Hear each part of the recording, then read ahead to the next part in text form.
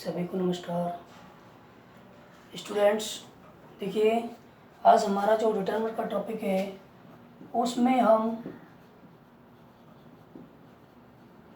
जो हमारे डिटरमिनर्स थे उसमें हमने डेमोस्ट्रेटिव पढ़ा। आर्टिकल हमारा लगभग पूरा हो गया, ठीक है, ये डिटरमिनर ही है। उसके बाद हमने डेमोस्ट्रेटिव पढ़ा एक वीडियो में। आज हम पढ़ेंगे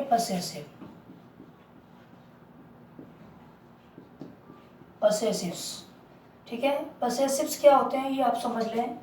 पसेसिव देखो, ये पसेसिव जो होते हैं ये पसेसिव प्रोनाउन होते हैं। कौन होते हैं? पसेसिव प्रोनाउंस होते हैं, संबंध कारक सर्वनाम। कौन होते हैं ये होते हैं संबंध कारक सर्वनाम। अब ये होते क्या, थोड़ा सा मैं आपको बता देता हूँ। जैसे आपने पर्सनल प्रोनाउन यदि पढ़े हैं, पर्सनल प्रोनाउन यदि आपने कहीं पढ़े हैं, ठीक है, पर्सनल प्रोनाउन, तो उसमें एक होता है सब्जेक्टिव केस। कौन होता है? सब्जेक्टिव केस, ठीक है। उसमें एक होता है ऑब्जेक्टिव केस और एक होता है पसेसिव केस। एक क्या होता है? पसेसिव केस होता है। तो यहाँ देखें, पसेसिव केस में एक तो होते हैं पसेसिव प्रोनाउन, ठीक है, एक होते हैं पसेसिव एडजेक्टिव।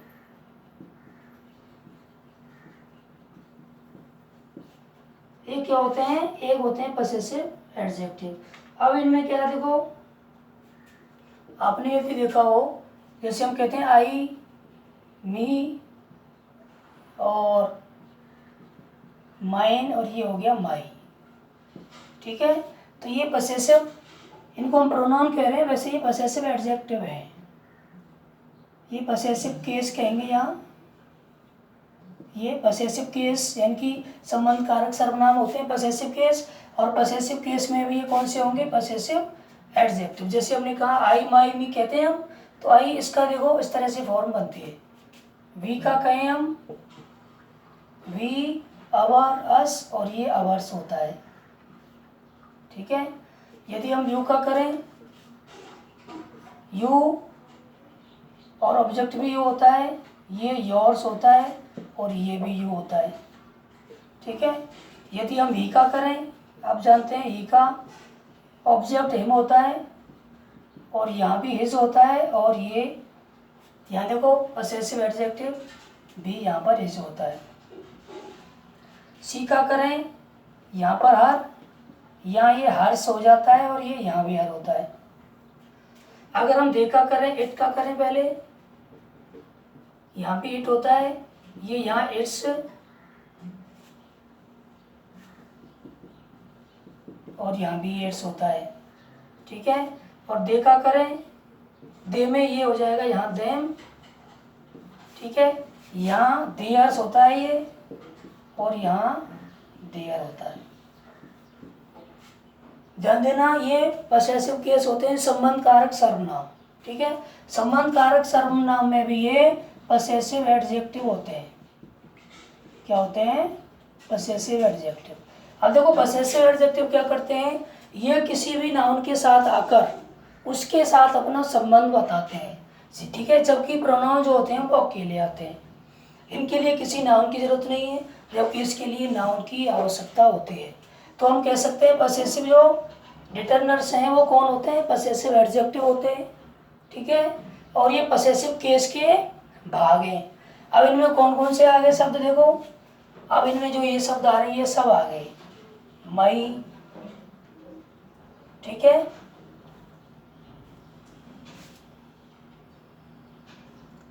पसेसिव प्रोनाउन, हाँ, अवर्स, और ये हो गया अवर, माई, अवर,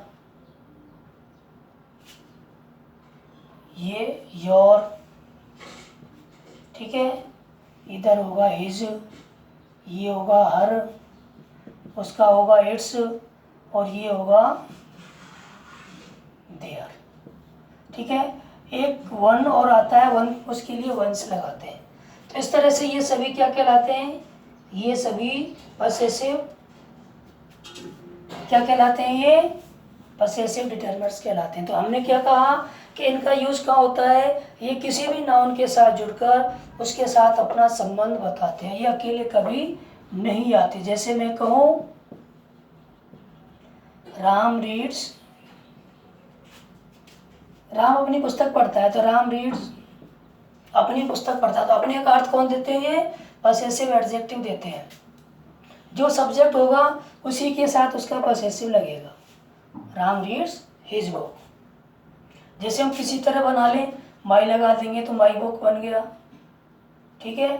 अवर लगा देंगे तो अवर बुक बन गया, ठीक है। योर लगा देंगे योर बुक बन गया, ठीक है।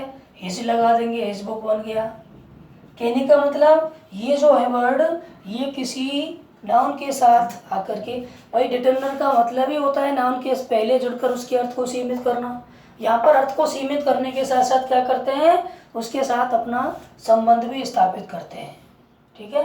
पसेसिव्स जो डिटरमिनर्स हैं, ये वो डिटरमिनर हैं जो किसी नाउन के साथ जुड़कर अपना संबंध बताते हैं। तो ये आगे हम प्रोनाउन में पढ़ेंगे चार्ट पूरा। ये कर्ता कारक होता है, ठीक है, ये कर्म कारक होता है और ये संबंध कारक होता है। तो संबंध कारक में एक तो पसेसिव प्रोनाउन होकर एक पसेसिव एडजेक्टिव हो गए। पसेसिव एडजेक्टिव कभी अकेले नहीं आते, उनके साथ हमेशा नाउन आती है। और ये पसेसिव एडजेक्टिव भी क्या कहलाते हैं, पसेसिव डिटरमिनर कहलाते हैं। बात समझ में आ रही है, पसेसिव एडजेक्टिव भी क्या कहलाते हैं, पसेसिव डिटरमिनर कहलाते हैं, ठीक है। जैसे he is my father, he is my father, तो माई किसके साथ संबंध बता रहा है, फादर के साथ बता रहा है। तो ये जो शब्द हैं ये क्या करते हैं, ये डिटरमिनर क्या काम करते हैं, ये डिटरमिनर अपने आगे जो नाउन दिया है उसके साथ संबंध स्थापित करने का काम करते हैं। जबकि डेमोस्ट्रेटिव क्या काम करते थे, संकेत देने का काम करते थे, ठीक है। डेमोस्ट्रेटिव प्रोनाउन और डेमोस्ट्रेटिव एडजेक्टिव दोनों अलग अलग है। ऐसे ही पसेसिव प्रोनाउन और पसेसिव एडजेक्टिव दोनों अलग अलग है। पसेसिव एडजेक्टिव किसका काम करते हैं, पसेसिव एडजेक्टिव डिटरमिनर का काम करते हैं, ये कि एडजेक्टिव की तरह होते हैं, ये किसी नाउन के साथ आते हैं। जबकि प्रोनाउन अकेले होते हैं और प्रोनाउन की तरह काम आते हैं, ठीक है। इस तरह से ये पसेसिव्स हो गए। तो पसेसिव्स अक्सर आपको लिखे हुए मिलते हैं, तो ये आपको समझना है। ध्यान देना, जिन बच्चों के टॉपिक क्लास में यानी कि कंपटीशन में एडजेक्टिव है, एडजेक्टिव का टॉपिक मैंने सिलेबस बताया था कि हाई कोर्ट का जो 4th ग्रेड का एग्जाम है उसमें सिलेबस में एडजेक्टिव दे रखा है। तो उसमें आप एडजेक्टिव को डिटरमिनर ही मान के चलिए। आपको जो एडजेक्टिव आएंगे वो पार्ट ऑफ स्पीच की तरह नहीं पूछा जाएगा, एडजेक्टिव का पार्ट। आपको जो एडजेक्टिव्स आएंगे वो डिटरमिनर की तरह पूछे जाएंगे, ठीक है। तो जहाँ भी एडजेक्टिव टॉपिक दिया गया है वहाँ आपको डिटरमिनर ही पढ़ना है और डिटरमिनर में ये आपको करना है, ठीक है।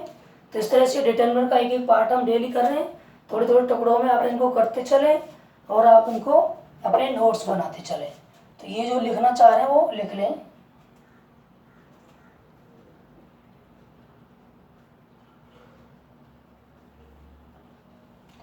इस तरह से ये पसेसिव, इस सारणी से पर्सनल प्रोनाउन की जो सारणी है, इस सारणी से हम आराम से इसको समझ सकते हैं। तो ये दोनों चीज़ आपके काम की है, ठीक है बच्चों। तो लिख लें। Thank you.